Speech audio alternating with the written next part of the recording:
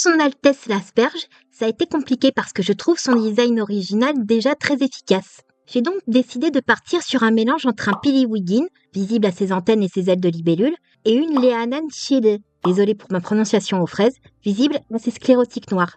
Oh, la Leanantiede est une sorte de muse maléfique qui t'inspire à créer tout en aspirant ton énergie vitale. On dirait une allégorie de la relation toxique entre une créatrice et son public. Trouvé par Conan Doyle et Stephen King. J'ai peut-être eu tort de lui retirer les éléments les plus insectoïdes de son design original, mais j'espère me rattraper sur le travail des couleurs. Si je devais réécrire le film, je ferais des Unseelie des créatures qui supportent mal la lumière du soleil. En conséquence, elles vivent la nuit et dans des endroits très obscurs, comme la sombre forêt. C'est aussi une terre d'accueil pour les êtres qui ne correspondent pas aux normes des Seelie. Bien évidemment, tout n'est pas parfait et il y a beaucoup de dangers dans la forêt, mais il y fait généralement bon vivre en dépit de la mauvaise réputation de la cour. Le roi Bog se montre donc froid et intouchable, mais personne n'est dupe bien longtemps et il apparaît très vite comme un seigneur bienveillant. Il est malgré tout mal à l'aise quand il s'agit de romance, son ex ayant tenté de l'intoxiquer au filtre d'amour pour au final se lasser et le jeter au pire moment.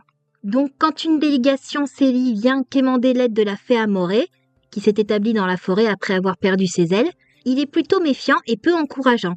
Mais son sens du devoir le pousse à accepter de les aider et de participer à la recherche de l'ingrédient secret pour rendre son cœur à la princesse Diane, des pétales de Primevère. Et au cours de l'aventure, Bog finira par se rapprocher de la princesse Marianne, chacun tentant d'aider l'autre à panser ses traumas.